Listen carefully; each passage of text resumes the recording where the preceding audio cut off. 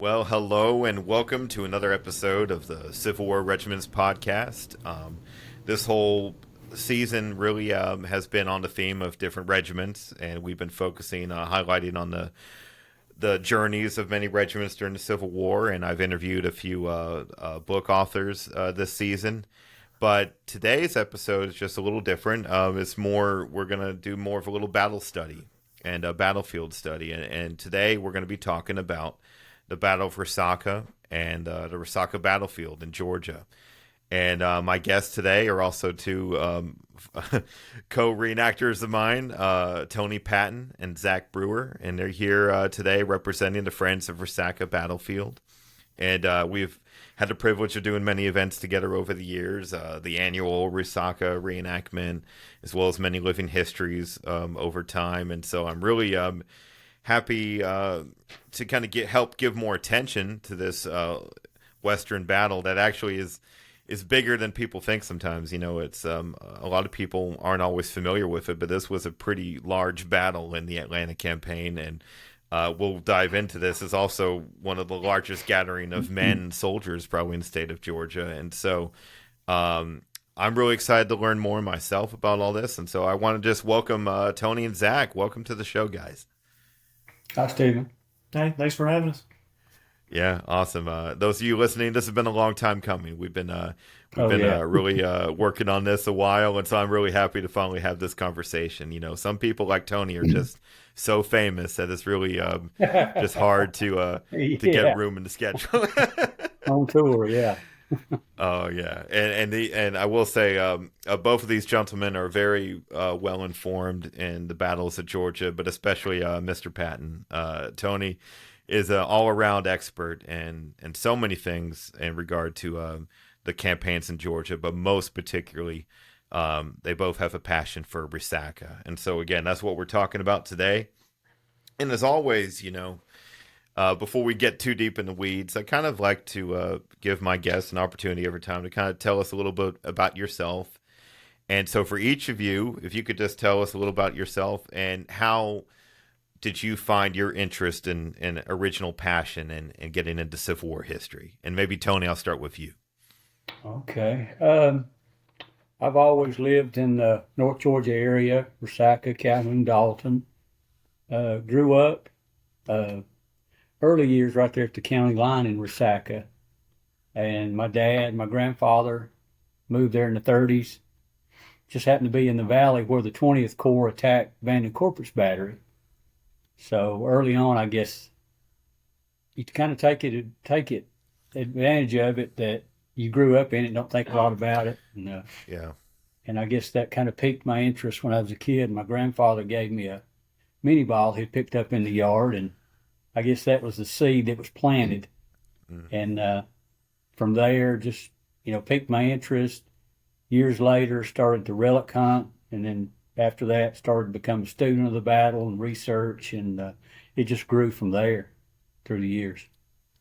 Wow. You know, and that's so fortunate in a sense. And I agree with you. Sometimes when you're born and raised in it, like it's not always at the top of your interest, but you're so fortunate to have that where you grew up on a battlefield practically like that. Yeah. And there's relics right outside your door, and so I don't really have that. I'm in Alabama, and so there's only a few battles in Alabama, and and you have to kind of drive a little ways to get to any battlefield. And so and we're going to dive into it, but that stretch of northwest Georgia is just every inch of that ground is like a battle or skirmish was fought everywhere. So that's really something. But Zach, how about you? How did you dive in, Zach? Kind of similar for me growing up in this area. My grandparents live, kind of right there where Tony grew up, Nance Spring area, right at the county line.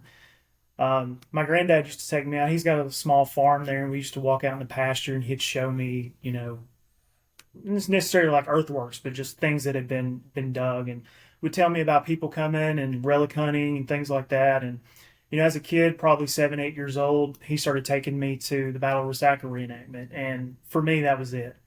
I'd always loved history, and like you said, this is such a great area, not just for Civil War, but we have Native American history with the Cherokee in this area. So, all that was always something that I was just really interested in.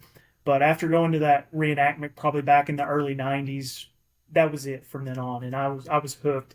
And since then, I've anything I could read, any pictures I could look at, I was doing everything I could. And oddly enough, I didn't start reenacting until later in life. I was about 26 before I started reenacting, and from there, it just took a different perspective of it. Being able to actually sort of experience it in a small way, and then from there, reenacting with Tony and some of the other guys who were part of the Friends group, that kind of got me more interested, in what could I do to help? How could I be a part of that? And ensuring that the park, is there for future generations.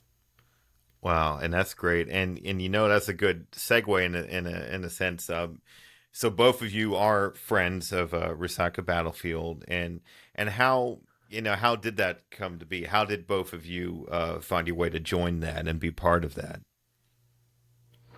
I think early on in the early '90s, some studies were in place about preservation in the area, and I got involved around '95 or '96. I think Gordon County or the state of Georgia had contacted the Yeager Company about a study for a possible park at Resaca and stuff to be preserved. And like I said, I joined '95 or '96, and at that time there was just a huge turnout of people that were interested, and that was great. But it is such a slow process for everyone involved, landowners, the state, and it took years. It took about 20 years for the property to be purchased. A lot of highs and lows, and like I said, when it first started, we had tons of turnout. People were excited, and then over time, a lot of attrition. You lose a lot of folks. They get frustrated, nothing's happening. But I guess I didn't know better to leave, and I just hung on and kept going to the meetings, and then finally opened in 2016, which you mentioned, and it was great. Yeah. It was a great payoff to know that piece of land was saved forever, and really snowballed when everything went national. If it was left up to a lot of the local, not so much interest, but when it went national, it really blossomed, and that really helped become a park after that. Wow. Yeah. And that's also a good lesson, right? In commitment and dedication. And so I'm thankful, and I'm sure a lot of people are thankful that you also held on to that and you kept going. Yeah, there's a lot of blood, sweat, and tears in that, but it does pay off in the end to get that portion, that park open and preserved, and to get it more accessible for people. And I know, like, some battle, it's just so hard, and I've talked about this on other shows where, battlefields like Antietam or Gettysburg or Vicksburg that just have, 9 million monuments on the ground, and it has that visitation, because people, it's nearby, they're close, they're convenient. And one thing that I feel is in common, though, is Resaca, the largest portion of it is right off the interstate.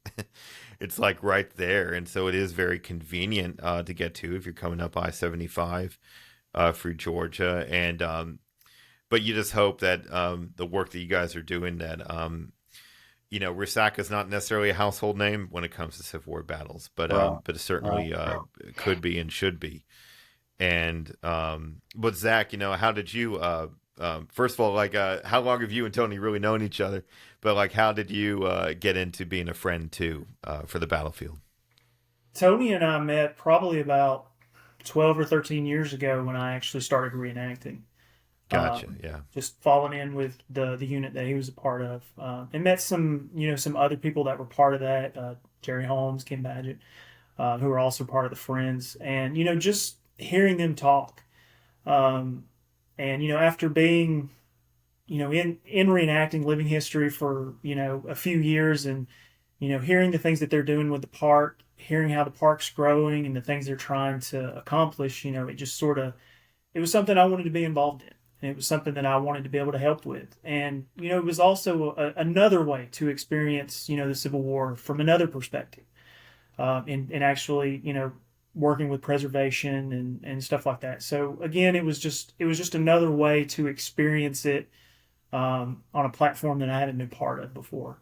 But again, honestly, if it wasn't for guys like Tony and Jerry and the others, talking about it and being so passionate about it, I don't know that I'd have been part of it. But I've probably been in it about 5 or 6 years now. I couldn't pinpoint the exact date, but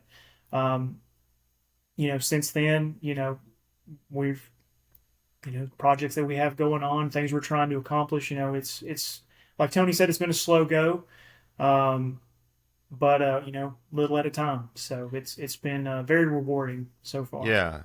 And there's something to that, where, we're all living historians, we all reenact, and that's our part too of representing this history. But you feel like you're helping out even more when you are helping on the grounds and right there, and you're helping preserve the land and the property and maintaining it, and it does in a way make you feel even more closely connected to the ground here. And I'm sure you guys feel that way when you whether you're cleaning up a portion of the fields, like you're how close, you can't get much closer than that is what I'm trying to say. Yeah.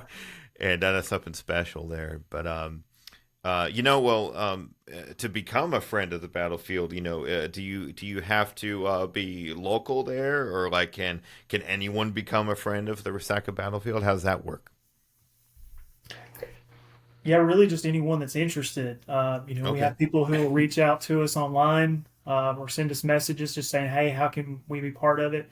Or they'll come to meetings, and then you can just, simply join, from there. Some people, will show up or send donations or things like that. But, getting on board, becoming a member is super easy. You can, like I said, you can just reach out to us and let us know that you're interested in becoming a member, and we can just go from there. Awesome. I was going to give you the website. It just wouldn't come to mind at first. Oh, you're fine. Yeah, it's resacabattlefield.org. Resacabattlefield.org. You can go there, Gotcha. and we have, of course, a history of the battle. We have a faces wall of ancestors that people are nice enough to send us a thumbnail picture of their ancestor, wartime or post-war, doesn't matter. Some are just headstones, and just that they were at Resaca, they fought there, their unit we prefer, and of course being at the park, when I approach people, that's one of the first things I ask. Did you have an ancestor that fought here? And some people are just there to run, they're not there for the history, but you kind of gauge who likes what, and have met a lot of nice folks that way, and got a lot of extra faces for the wall that way. Yeah, and that's great, and that's why signage is important there, and that's why having you guys there is important, because otherwise it'd just be the jogging track, and so you got to have those reminders, and so yeah, that's all great. I really I thank you too as a history enthusiast that you guys are involved, and I know a lot of these battlefields are in good hands, and so you guys are doing the good work. And I know I really want to step back again a bit, and I'd love for either one of you or both of you to kind of, for those, there are a lot of people listening that may not be familiar with Resaca and the battle and everything else. If one of you or both could give just a short overview of the Battle of Resaca and when it was, where it was, and how it came to be, and what the end result was. If you guys would like to go over that, I'd appreciate it. You can start on it. Of course, it was May of 1864. And earlier that year, after the fall of Chattanooga, Confederate defeat, Confederate Army retreats. The retreat stops at Dalton, where they spend the winter. The Union Army is scattered between Tunnel Hill and Chattanooga. Spring comes with the new leader, Joe Johnston. He restores morale to the troops and resupplies and everything. Spring campaign's coming. And The campaign, I guess, really began on May 7th when the federal armies approach Dalton, Rocky Face, Mill Creek Gap, Crow Valley, all that. And about May 9th,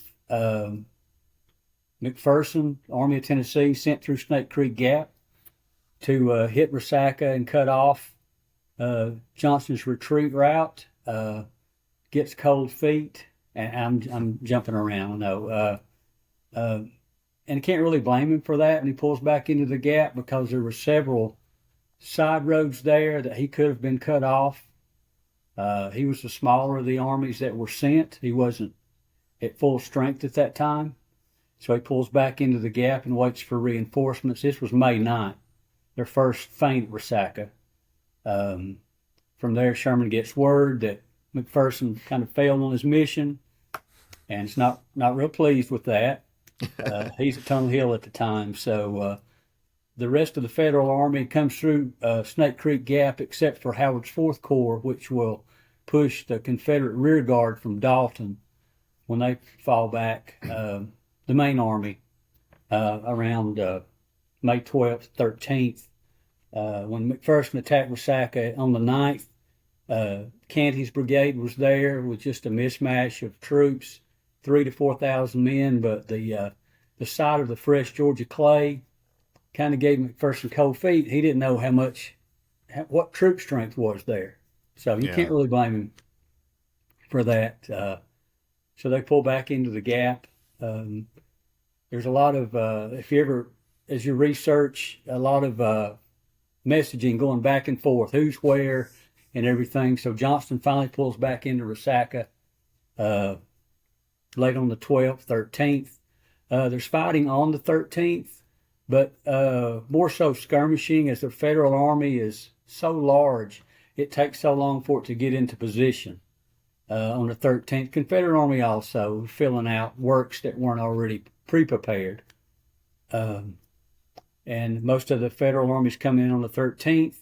The Federal left stops at about 41 Highway. I don't really have a map to show you right now, but that would play a key role late in the afternoon on the 14th.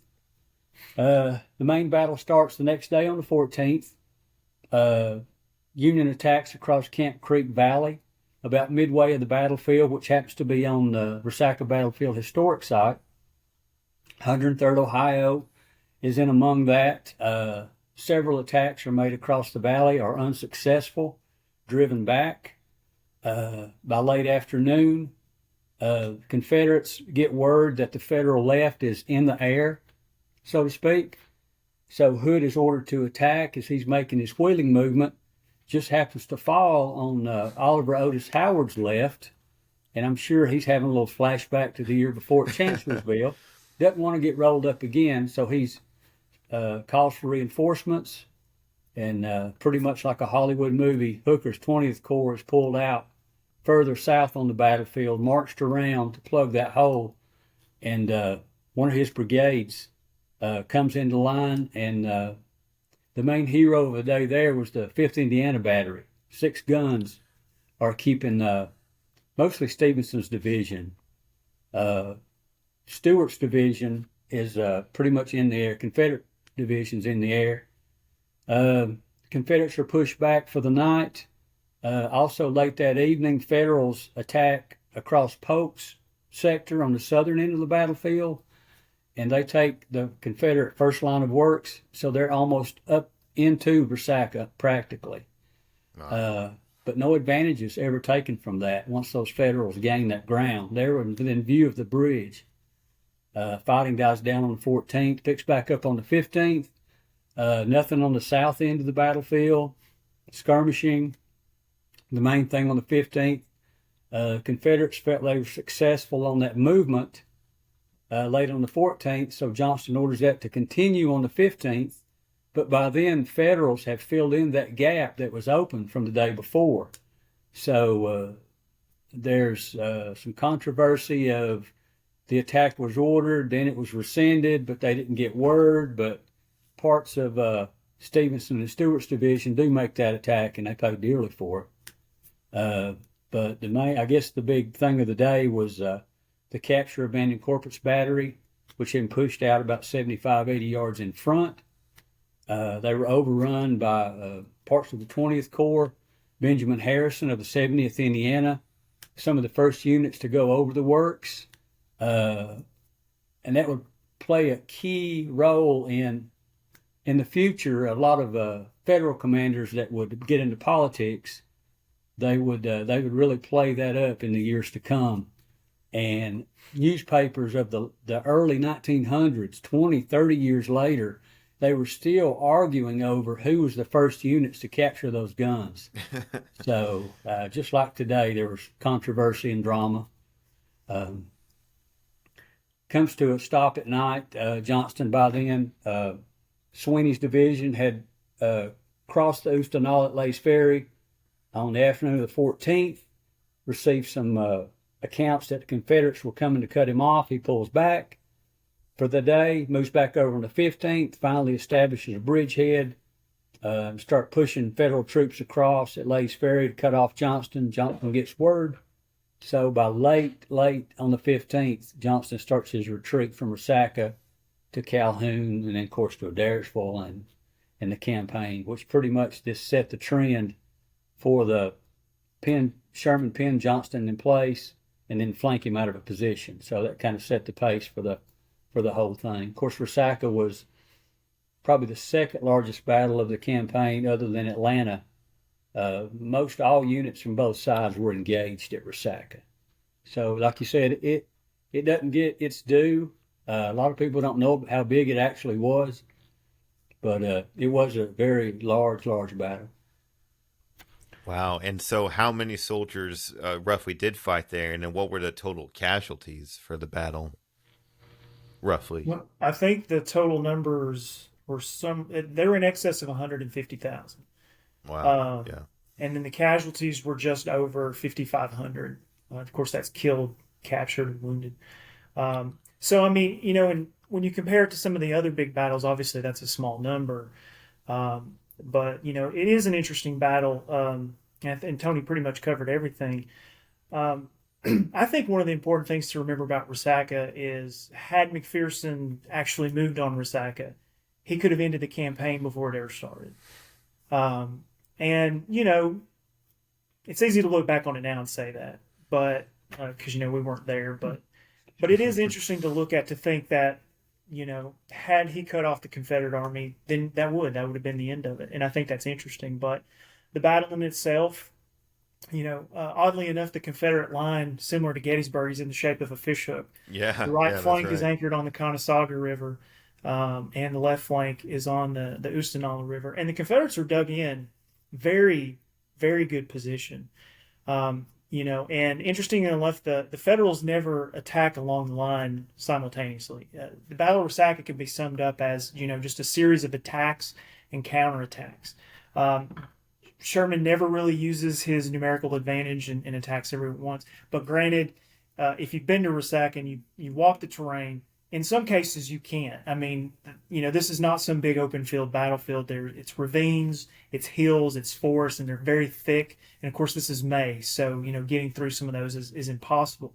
Which is another reason it took so long for the Federals, just to get into position. But it really is an interesting battle. Being the first battle of the Atlanta campaign, and Sherman moving down to Lays Ferry, crossing over the Oostenaula. That was just the start of his flanking movements that he would repeat again and again throughout the Atlanta campaign. And, and even before that, coming through Snake Creek Gap, he tipped his hand what he was going to do that whole campaign. And unfortunately for Johnston, he just was not able to counter that at all. Wow. And thank you, both of you, for that rundown. And I do have to... this is something I've always thought, and I want you guys to hear me out for a second, because one theory I have is just how eerily similar, in a way, the Atlanta campaign and the Overland campaign are. The Grant and Lee in Virginia, and Sherman and Johnston in Georgia. I feel like both campaigns kind of work out eerily similar, where it's a lot of, the Federals outflanking Johnston in Georgia, like Grant keeps outflanking Lee in Virginia. And Resaca is almost like that initial big wilderness fight, kind of, and then when you get to Kennesaw and where it stalls out there, like that's almost like the Cold Harbor in Virginia, where everything stalls out and it becomes a massacre in a short time. And then speaking of McPherson, we all know that he gets killed in the Battle of Atlanta, and then likewise Grant loses Sedgwick, a big commander in Spotsylvania, and then finally Johnson's backed up to Atlanta, just like Lee gets backed up to Richmond. And it's just funny to me that almost around the same time, both storylines are playing out eerily similar in a way. I don't know if you guys ever feel that way, but like looking at both theaters of the war, kind of, they just seem like they do correlate a little bit with that. But and in McPherson too, like I think because he's almost known for the North as a martyr of sorts, he has that epic death in the Battle of Atlanta, that there's paintings of it. Everybody knows him. And I think there's stories that Sherman cried openly when he died and everything else. But this Resaca chapter was a little lesser known chapter of where even like a really good general can make some mistakes sometimes. And, those are big decisions, and we can manipulate all that like people do with Gettysburg and all these battles. Like you can go in and criticize every maneuver and every move now in hindsight, But, shoulda, woulda, coulda. Yeah, it's easier for us to say now. Yeah. But, That's why it's so fun to do the research, to hear different reports from each side, which some for, some against his movement, but like I said, those roads leading from Dalton between Resaca and Snake Creek Gap. Of course, he had, having been watched, but if a large army is pushed on his flank, and that wouldn't have gone well for him. And you don't know how the campaign could have ended or continued that way, but it just played out the way it did. And I guess in hindsight, it was best he did pull back, just for fear of the unknown. Well, and I mentioned too that had he taken Resaca, that would have been the end of the campaign before it got started. But similarly, had he, let's say he did push forward and he had gotten cut off, well, it could have ended for the Union right then too. And they, Sherman could have been forced to go back to Chattanooga and sort of regroup. So, you never know. I think everybody's going to have their own opinion about what should have been done or what could have been done. But, as what I've read into it and say it obviously could have gone either way. I don't know that Johnston would have had the gall to, to make that kind of move, but, it was still possible. So, but it's just very interesting though, because it could have gone either way. That one move coming through Snake Creek Gap could have, ended it on a positive note for the Union, or it could have been negative. So it's interesting. And, what was the initial reaction after the battle on the way with these official reports and everything else, the soldiers' writings? Like, does it feel Union or Confederate, who's taking more of the victory or claiming victory in that regard, or is it one of those cases where even though the Confederates are pulling out like that, they feel like, hey, but we sure did whip those Yankees, or like vice versa? Like, what was that initial reaction right after the battle? Who really felt what, Well, nobody admits defeat. I mean, nobody's going to say that. If you read the period papers, it sounds like both sides won. Yeah. It was a strategic withdrawal, or we punished the enemy, and that's how we're going to draw him into the state, and through attrition, destroy his troops, because we get stronger as we go deeper in, and they get weaker. And like I said, it's fun to compare the papers against each other, date by date. It favors either side. That's some of the best stuff to read.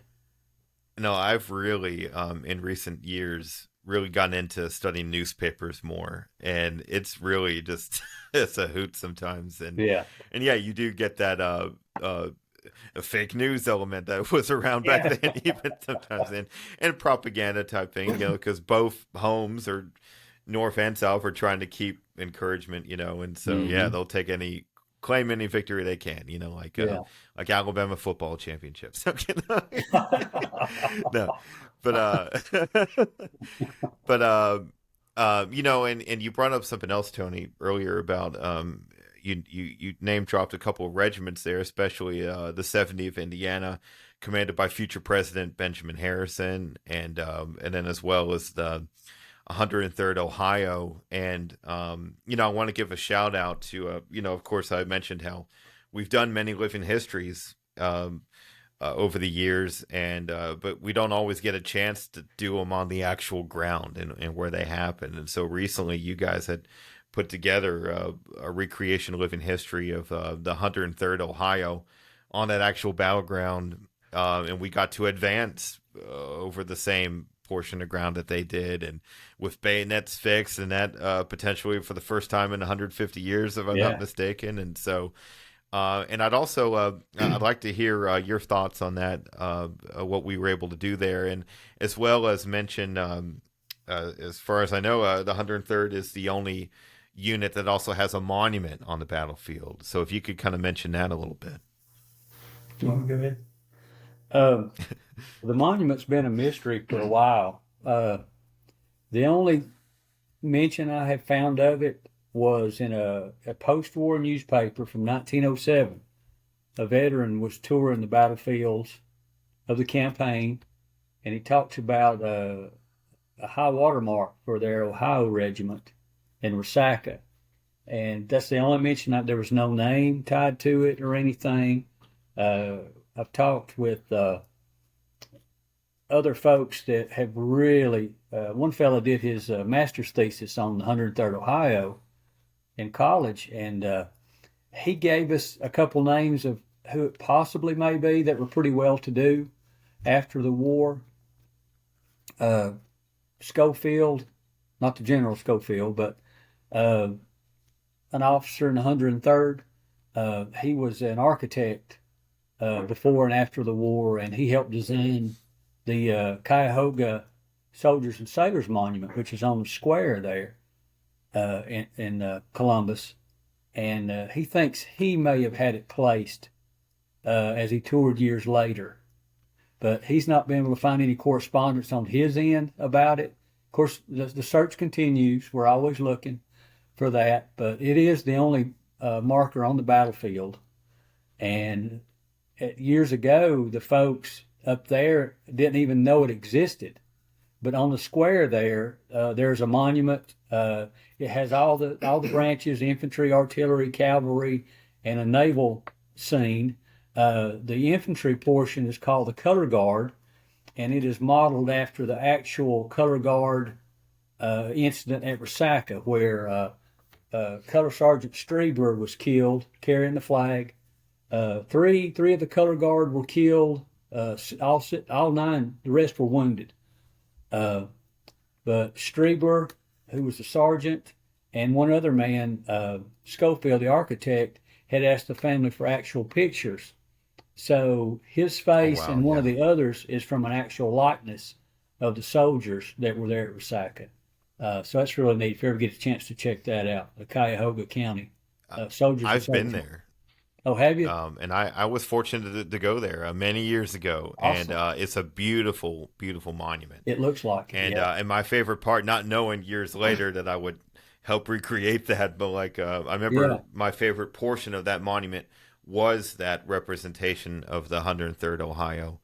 And I kind of wish, looking at it now, I'm looking at a picture across the room from it, and part of me wishes like just that portion of that monument could be on the Resaca battlefield, and have a big monument to them there, because it's a really beautiful, epic monument. And so, if you're in Ohio, please check that out, because it's well worth a visit.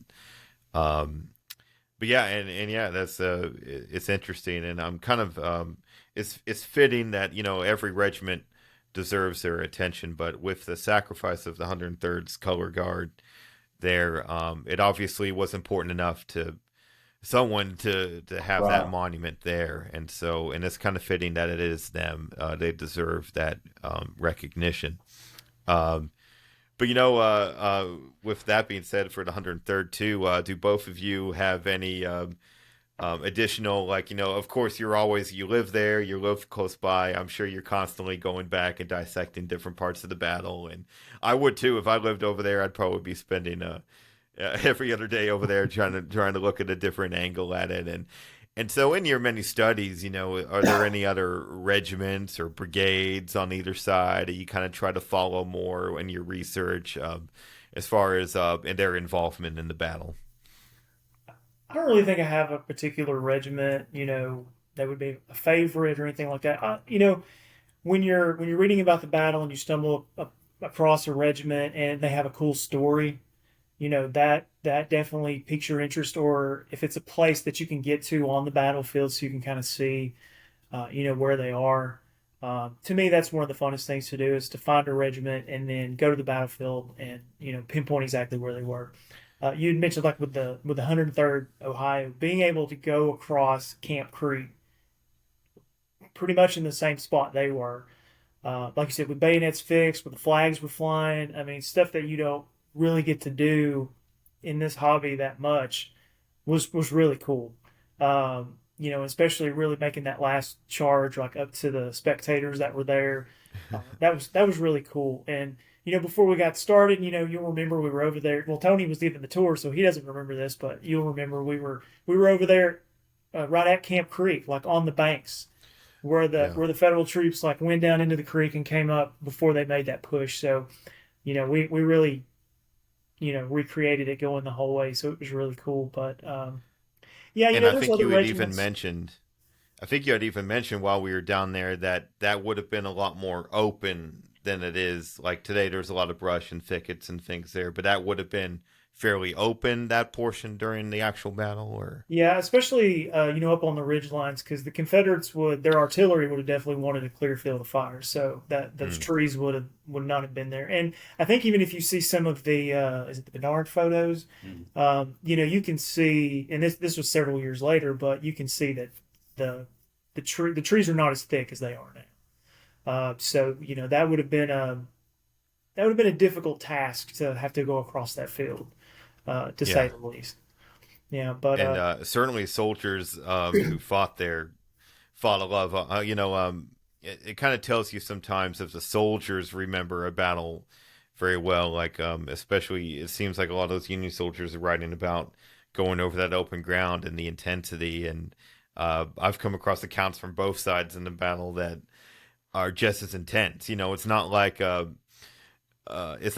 wasn't like one of those battles where the Confederates were just yawning behind the earthworks, having a field day shooting at the Federals across the field. Like their story is just as intense sometimes. And I recall like the 20th Tennessee. I forget his name. I thought his name was Cooper, maybe Sergeant Cooper, the 20th Tennessee. Like he writes an account of like popping up and down behind that log and just hearing those bullets constantly, hitting and the thud. And I think he got hit in the shoulder. And boy, he has a good account of just the chaos behind the earthworks. And then you get these accounts of Union soldiers like the 103rd with all hell breaking loose on their way across the field. So it certainly made an impact, it seems, on guys on both sides like that. Yeah.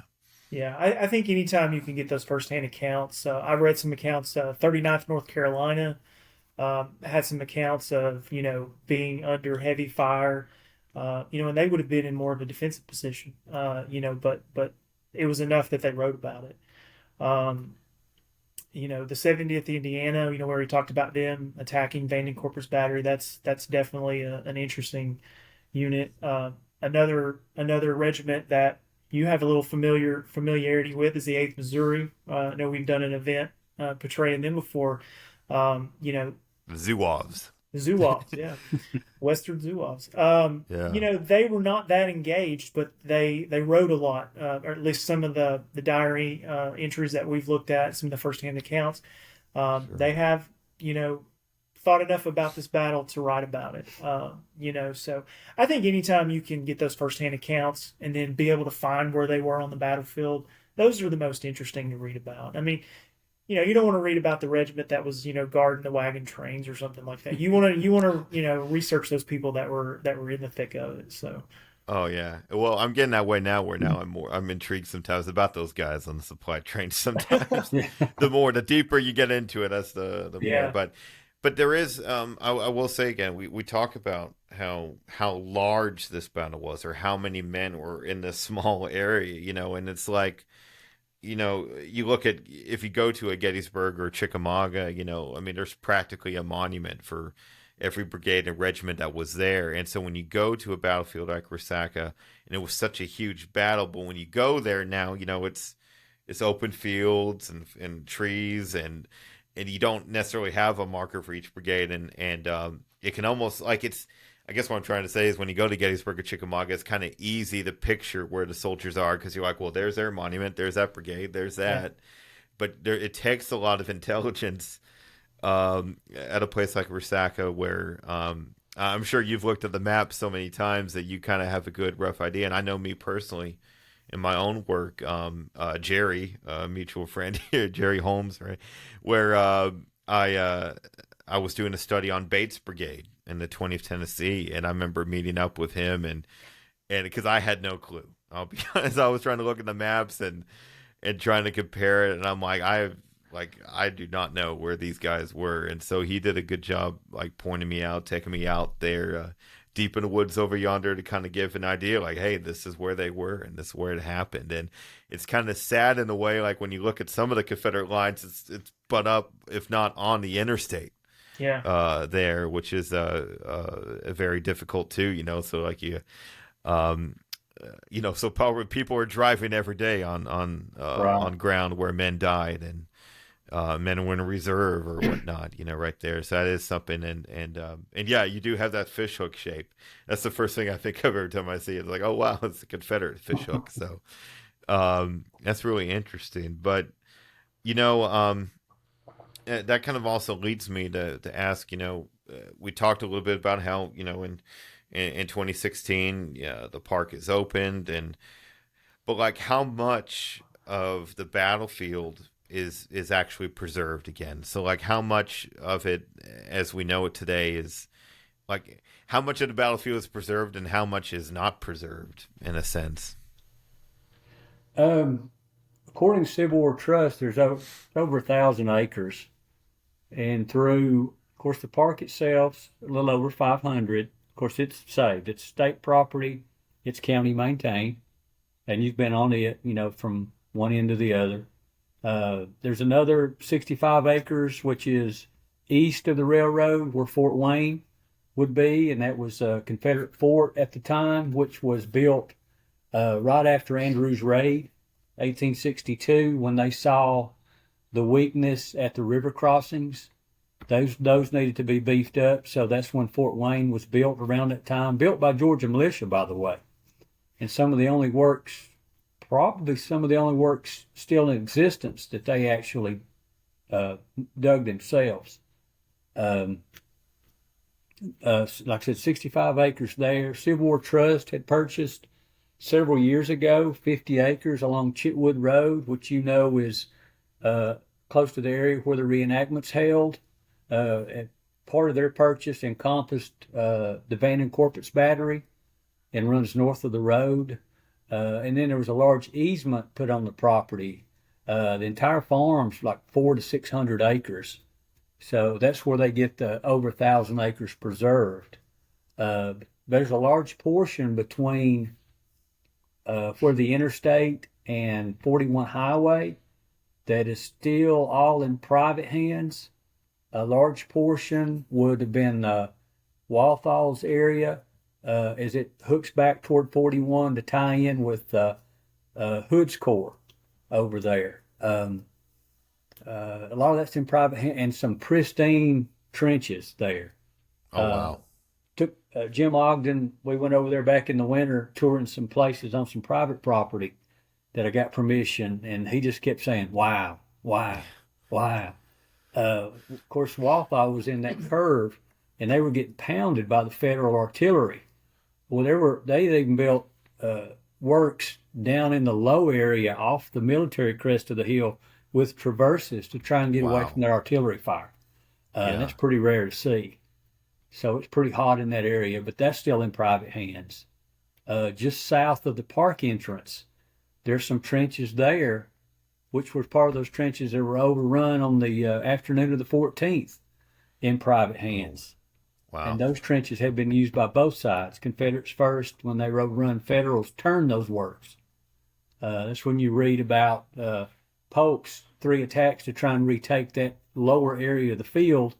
There was a barn burning at night, and it kind of illuminated the field as the troops were charging across. I can only imagine how that looked. Wow. But there's still more to be saved and preserved, for sure. Yeah. It seems there always is. And yeah. And you know, and you alluded to it too, how both of you are heavily involved every year with the Battle of Resaca annual reenactment. And I know many of our listeners are reenactors and have probably attended that event every year. And I know I do. I always enjoy. It's one of the not trying to brag, but it's one of my favorite events, probably in the Southeast as far as reenacting goes. It's and it's one of the few cases where we're fortunate enough to act out these battle scenarios on actual battleground. And so I was curious too, like where the part of land where we have the reenactment every year, what part of the battle, the real battle, actually happened on that ground that we kind of camp out and do the battle scenarios on? So we talked about that Confederate fishhook that comes up on the Confederate right flank. So that's essentially where the battlefield is.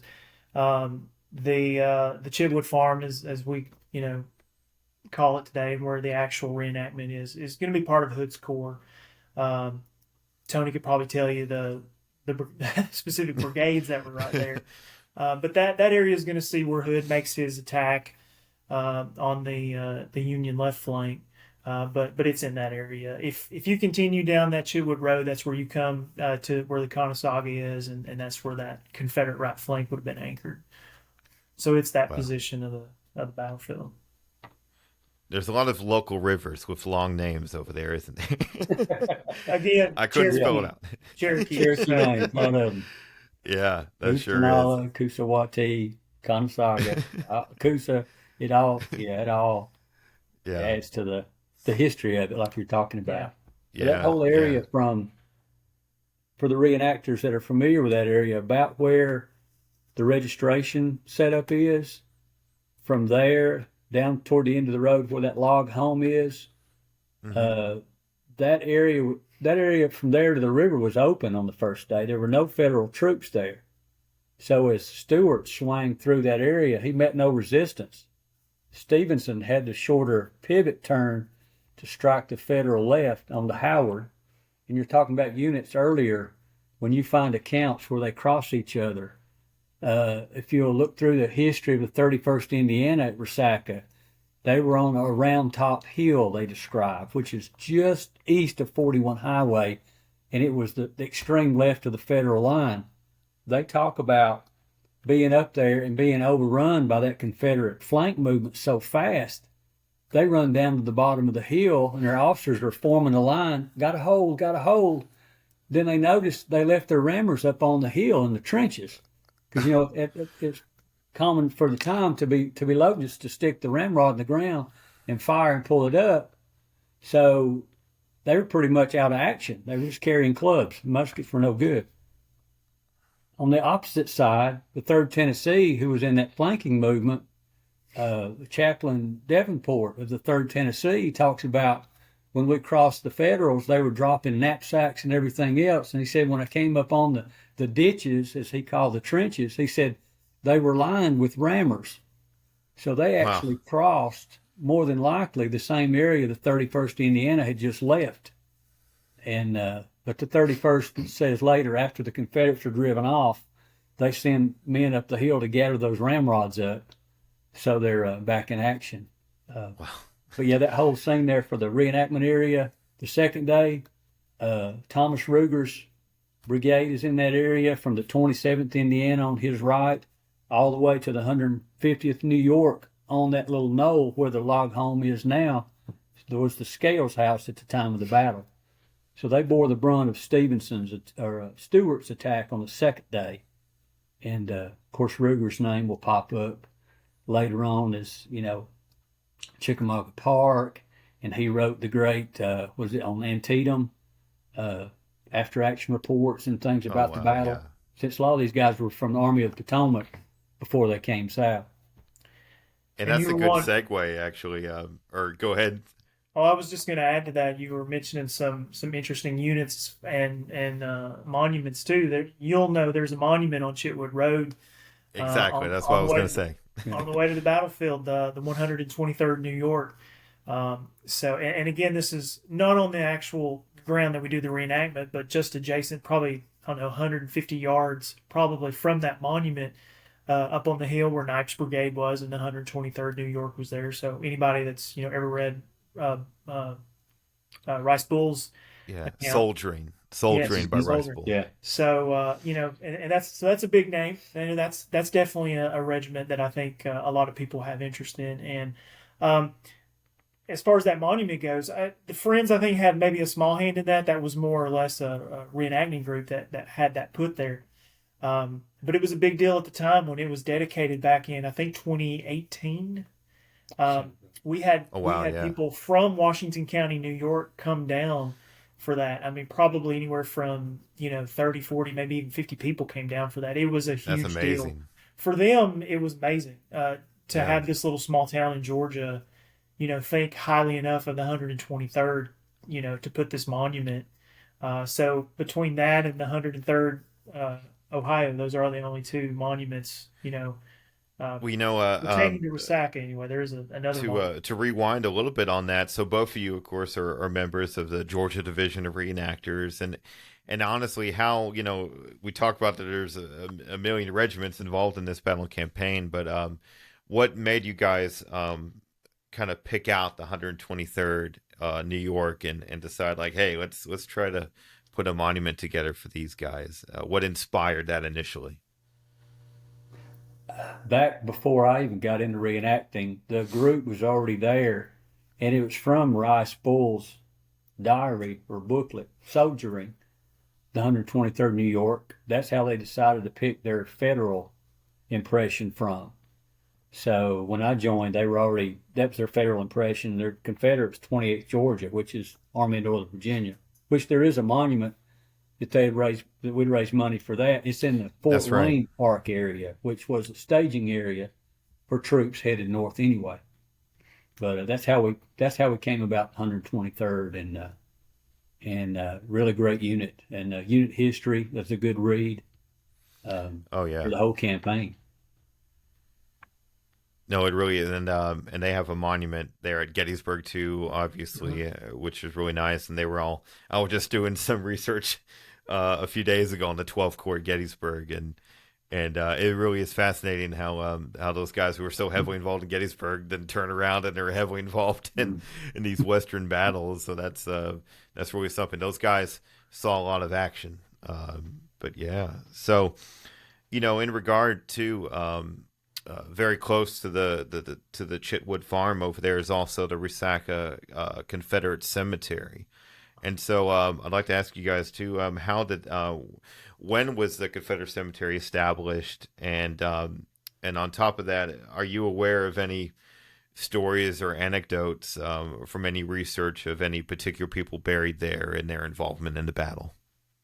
So the cemetery was founded in October of 1866. Mary Green, who was the daughter of John Green, who actually owned the land that was there. He was actually the superintendent of the Georgia Railroad. And when they came back to their homes after the battle and they saw the Confederate dead were either unburied or hastily buried, they wanted to memorialize these guys. They wanted to have a proper burial for them. So it was actually Mary Green who sort of headed this effort. And I believe there's a little more than 450 graves there. Somewhere around 425 are actually unknown. Oh, wow. But there are some that we know. There's a list, and I'll have it with me. They'll actually break it down, for the ones they know, what state they're from. I don't think they may have one or two regiments that we know about, but I don't have that with me. As far as interesting stories for any of those, I know I think Mary Green is buried there. Is that right? No, she's in Atlanta. Oh, no, just kidding. But there is someone Miss Simmons. Yeah, Miss Simmons, who's buried there. I believe she had a lot to do with keeping the upkeep of the cemetery. But she passed away sometime around the turn of the century, like 1901, somewhere in there. But I think she's the only non-military person that's actually buried in that cemetery, and she's got a nice little stone over to the side. But the park, the cemetery is pretty much kept up, I think, between a combination of several groups. The Friends will volunteer with stuff there from time to time. The SCV in the area does a lot of work there. It's a gorgeous spot. It's probably one of the first places. I mentioned when I was a kid, my grandfather took me to the reenactment. He took me to the cemetery probably before he took me anywhere, and I just walked it with him. It's a beautiful spot. How everything's laid out is just very appropriate. And so we do know that all those soldiers were from that battle, from the Battle of Resaca. Yeah, absolutely. Wow. Yeah, and I think for the ones that are marked, they have, the date of death, I think, is either May the 15th or the 14th. I think they're all laid out like that. But like I said, 425 of them are unknown, and they're just, unknown is on the marker. So, it's definitely one of those that's kind of makes you think a little bit. But it's like I said, it's a beautiful spot, and I would probably say it's one of my favorite spots to go if you're, in and around Resaca and you're interested in that.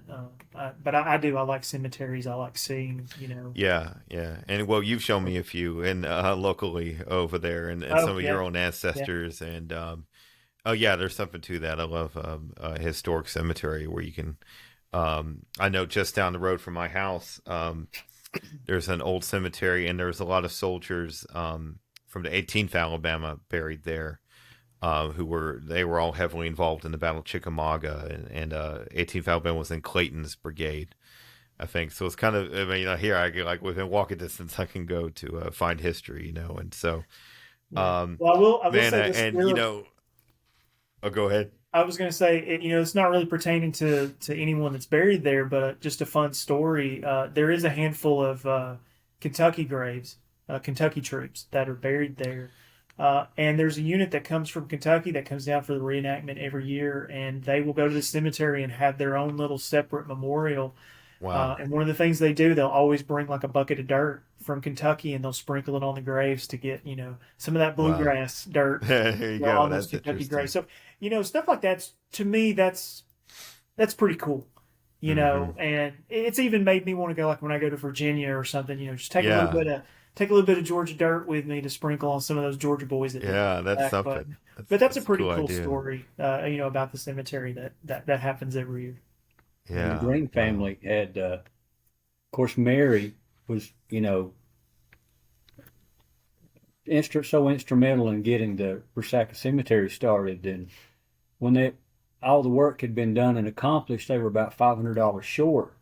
So she appealed to the Georgia Assembly, first lady to ever appear before the Georgia Assembly, and asked for $100 to finish paying the bills that it took for the cemetery. Well, I guess it's one of those cases of be careful what you ask for, because not only did they give her the $500, they asked her to be in charge of removing all the Confederate dead from the battlefield of Chickamauga, which she didn't hesitate. She took on the job, and she ended up getting that taken care of. Some land had been donated in Marietta, but Dalton had petitioned to have it there. But the land in Marietta had already been given. So you can read through her journal and see as she's different parts of the battlefield. She was real detailed on about, of course, if there was a name with the body or on the box, when they were exhumed, most of them were wrapped in a blanket or just bare. She notated what was in the grave, tried to keep it with the body as they moved south to Marietta. And Mary was big into all that. Two of her brothers, John Green, and I can't remember the other's name off the top of my head, were both engineers prior to the war. Well, John ends up being one of the engineers in Hardee's Corps and fought through the campaign. The other brother was in Ewell's Corps, Army of Northern Virginia. So they were spread out pretty far. And there was one account right after the battle. The family had already headed south to Atlanta or beyond before the fighting took place. Well, their home was abandoned. James Reeve, the surgeon for the 21st Wisconsin, in his journal writes about he and the chaplain take horses to ride out over the battlefield after the day's work is done. And they said, we arrived at a home of, and I just assumed from going through papers and books, said Mr. Green, who had a really nice library, which is now in complete disarray. Talks about getting flowers from the flower garden, which it was a 2-story massive log home, and a really nice property, and picking up a few things for souvenirs while they were there. So it was neat to read somebody being in his house, especially being federal. Well, I think there's so much more attention now, gradually, for the civilians involved in a lot of these famous battles and campaigns, and the aftermath, especially the years following. And because I think there's a growing interest in the cleanup after a battle, and it's just a forgotten history of war sometimes, how that affects the community in the whole area, and how, the armies may move on, and sometimes the people living there are the ones that gotta deal with all that. So yeah, they deserve the recognition. And I know we could keep talking about this forever. It's such a interesting topic for one. And but as we wind down, and we already mentioned a couple of books, but do you guys have any recommended books, accounts, or histories that you might prefer to learn more about the Battle of Resaca and the men who fought it? If you could name any of your recommended books. There you go. I know there's so many, right? Our Secrets book on Resaca is good. It's not a very large book. We waited for years for it to come out, and it did. It's a pretty condensed version. Of course, Castell's Decision in the West was always my Bible of the campaign. I always carried a copy around in the truck, just dog-eared, and Post-it notes sticking out of it and everything. Sure. A new one's about to come out. Dave Powell is writing I won't say trilogy. I don't know how many volumes it's going to be, but have talked with him recently, and the first volume is going to be done. And it's going to include Resaca. So I'm really waiting for that to come out. That should be really well. Just a lot of, and I guess I love to read more of the unit histories and the personal accounts and tie those into the battle. But for overview, some of those I mentioned are really good. Yeah, the Secrets book is probably the only one that's just specifically Resaca, but it does a great job. And not only talking about the battle, but also talking a little bit about like when the interstate came through and some of the stuff they found. That's when they found the body, the Confederate soldier, like what do they call him, George, I believe is what his name was. Oh wow. So that's kind of a cool aspect of that book too. Another one is A Long and Bloody Task. Stephen Davis is a pretty good one. That one's more about the Atlanta campaign, so it talks from, Tunnel Hill to Atlanta, but it talks a little bit about Battle of Resaca, specifically some of the main, parts of the battlefield. But also you can pull out Johnston's memoirs, you can pull out Sherman's memoirs, and they talk a little bit about it too. So those are some good reads if you want the guys that were involved with it. So those are some good ones to take a look at. Awesome. And I'll also drop the 103rd Ohio Regimental History, because I was skimming over that in preparation for the Living History we did, and that book spends a lot of time on Resaca. A lot of those regimental histories too, where not only a large portion of the book is the overall history, but sometimes like the appendices of those books has little entries from individual veterans and soldiers, or like entries from newspaper clippings and things where the advance of the 103rd of Resaca had like 4 different guys can make contributions in that book. And so you got several different angles of the story in there. And so, but yeah, you're right. Regimental histories are always good as well. And Tony, this is just a reminder that you need to write a book. Then you need to. You I'm could be the next one too. really kicking around the idea of just a driving tour or walking tour of Resaca. Uh, Yeah, I'll yeah. talk Or like to publish folks. it into a book, like Yeah, a yeah, guided tour. yeah. Over the Yeah, years, that will. Yeah. I'd make little study guides for tours, and I'd put together a specific area of units from both sides and stuff like that. And I just kept accumulating those things, and I'm thinking, man, I need to do something with these one Well, day. if we only knew a guy with some like recording equipment and a studio that could put it together, maybe we might Yeah. find somebody. You Probably guys more. have an open invitation to visit Civil War Regiment Studio anytime. That'd be great. I'm not too far away. Yeah. Well, we're But, still waiting for the Army of Tennessee, pre-Atlanta order of battle too. So, Oh well, my goal is when I'm through with the Gettysburg stuff. My goal is to dive into Chickamauga, and okay. so I'm going to do the Army of Tennessee and Army of the Cumberland at Chickamauga, and that's on the back burner. But that's my next hope to get into all that. But of course, as we start to wrap up here, for each of you, and you both have mentioned, but for each of you, like, what's your favorite portion of the battlefield that you just, if put all the work aside, like if you do just want to go contemplate on the battlefield, what's your favorite place to just check out on your own time sometimes? And then what do you want listeners or visitors to kind of, or first timers on the battlefield, what do you want them to take away from visiting and learning about Resaca? And Tony, we can start with you. I guess I'm partial to Camp Creek Valley. To know the troops pinned down in that creek and what happened in that open valley that day is a big one. Of course, Van Corporate's battery, the carnage and the fight that took place there on that afternoon. Just in, I guess, the Green family area over there. So much history there that, of course, the home's no longer there and there's no really markers for it, but just to know their story. And like you said, the civilian part is largely forgotten, but what they lived through and did after the war. Just, of course, I don't have a part of Resaca I'm not really partial to anyway. I don't know. I guess definitely the cemetery. I mentioned I have a thing for wartime cemeteries. Certainly, Van Corporate's battery. The works there are pristine, and they're huge. I mean, this was artillery battery there, so I mean they're massive and they're in great condition.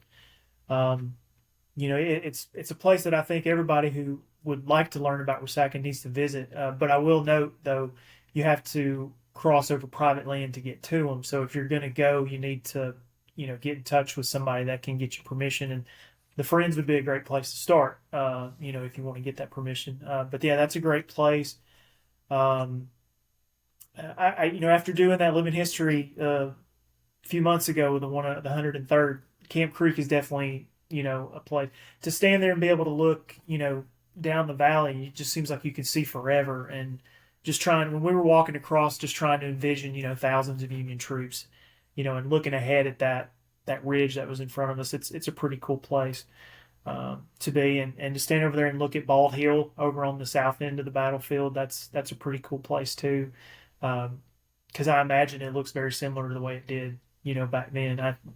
I think I pointed that out when you were over there with us too. But yeah, it's an interesting place. I know you got the interstate going right through the middle of it, which is it kind of kills the mood a little bit. But what's been preserved is great. Just the views, just the scenery is beautiful. For people, like I said, people come and they just run. They have no idea that it's a battlefield. If it wasn't for the signage that we do have, I think for people that are not history minded, if they come out, I just hope they enjoy the ground itself. But for anyone that's coming there to know what happened, I just hope they enjoy it. Because a lot of work that these guys have done over the last 20 plus years. It wouldn't be there if it wasn't for them. So I hope when somebody goes there with the mindset of wanting to learn about the battle, I hope they're thinking about all the work that went into it, because they certainly, blood, sweat, and tears, money, and everything else trying to get that park open. So it's I hope they respect it and appreciate what's been put into it.